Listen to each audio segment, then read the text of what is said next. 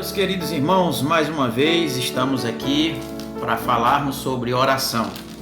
Nós vamos ler hoje o livro de Colossenses. Nós lemos primeiro foi 1 Tessalonicenses, 2 Tessalonicenses, depois lemos o livro de Efésios e hoje nós vamos dar uma palhinha aqui no livro de Colossenses e o autor continua sendo o mesmo, o apóstolo Paulo, inspirado pelo Espírito Santo de Deus para falar ao seu coração. Colossenses capítulo 4, versículo 2 diz: perseverai na oração, vigiando com ações de graça. Ainda estamos falando sobre o tema oração, né? Deixa eu explicar aqui para os irmãos.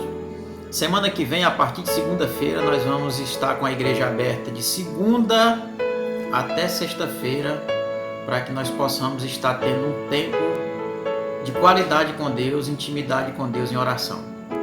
Mas como já falamos nas cartas anteriores, o apóstolo Paulo ele continua falando sobre oração. 1 Tessalonicenses capítulo 1, versículo 17, ele diz: orai sem cessar. Efésios capítulo 6, versículo 18, Paulo vai dizer: orando em todo o tempo. Agora em Colossenses capítulo 4, versículo 2, o apóstolo Paulo vai dizer: perseverai na oração. Andando um pouco pela carta, essa carta é uma carta que Paulo escreveu à igreja de Colossos, na antiga Grécia também, por sinal uma igreja que ele também organizou e foi pastor e teve o privilégio de pastorear aquela igreja.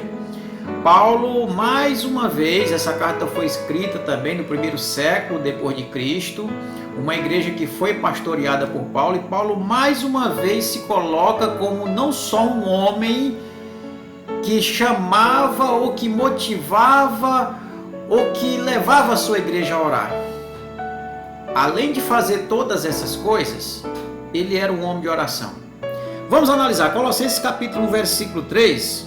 Olha só a oração de gratidão de Paulo por aquela igreja. Damos sempre graças a Deus, Pai de nosso Senhor Jesus Cristo, quando oramos por vós. Paulo está dizendo que ele agradece a Deus em oração quando está clamando, intercedendo por aquela igreja na cidade de Colossos, né?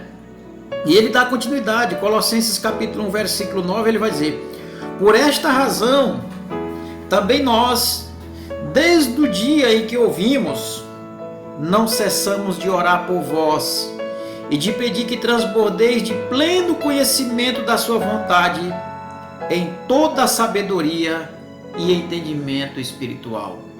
Qual era o motivo da oração de Paulo aqui? Primeiro motivo era a gratidão. Ele agradecia a Deus pelas ovelhas que ele tinha na cidade de Colossos. Mas além de agradecer a Deus pelas ovelhas que ele tinha na cidade de Colossos, tanto é que o nome da carta é Carta de Paulo aos Colossenses, né?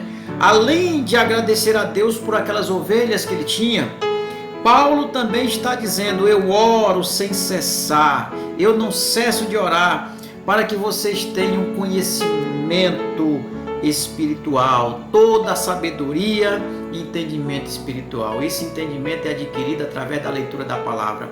Paulo orava para que aquele povo fosse bíblico, que aquele povo pudesse ser fundamentado nas escrituras sagradas e que eles tivessem sabedoria e entendimento espiritual.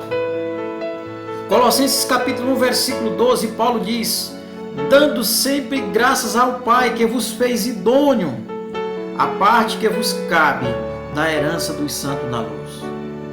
Aqui nós já vimos dois motivos de oração.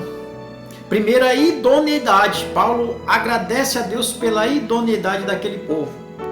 E segundo, pela salvação que eles receberam, que é a herança dos santos na luz. A salvação que aquele povo da igreja de Colossos tinha recebido. Paulo agradecia porque as suas ovelhas eram salvas por Cristo, pela palavra que alcançou o coração daquelas ovelhas, e eles foram alcançados por Cristo. E aí Paulo vai dando continuidade, e Paulo já vai dizendo aqui: olha, eu oro para que vocês sejam abençoados por Deus. E aí Paulo vai concluir essa carta dizendo: Perseverai na oração, vigiando com ações de graça. O mesmo Paulo, que era um homem de oração, agora estava falando para suas ovelhas: olha, assim como eu oro, assim como eu dedico minha vida, assim como eu tenho intimidade com Deus na oração, assim como a oração na minha vida é o estilo de vida, agora eu quero que vocês também sejam perseverantes na oração.